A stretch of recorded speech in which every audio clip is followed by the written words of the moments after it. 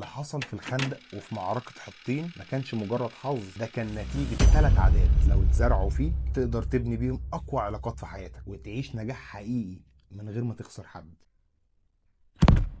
فكر بطريقة المكسب المشترك. النجاح الحقيقي هو لما تكسب مع اللي حواليك مش تكسب عليهم، زي صاحب محتوى بيفكر في قيمة حقيقية للمشاهد مش بس في الأرقام والتفاعل.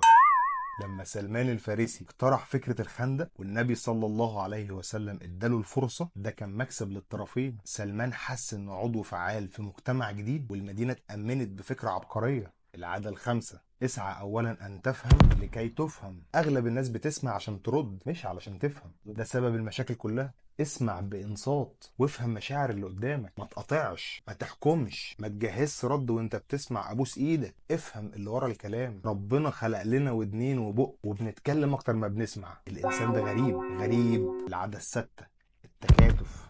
1+1 مش دايما بيساوي 2. لو في تكاتف ممكن يساوي 10 او حتى 100. كل واحد فينا عنده حاجة بيتميز بيها، بس لو كل واحد اشتغل لوحده عمرنا ما نوصل لحاجة عظيمة. انما لو كل حد بيساند التاني وبيكمل نقصه، ساعتها يحصل زي اللي حصل في معركة حطين.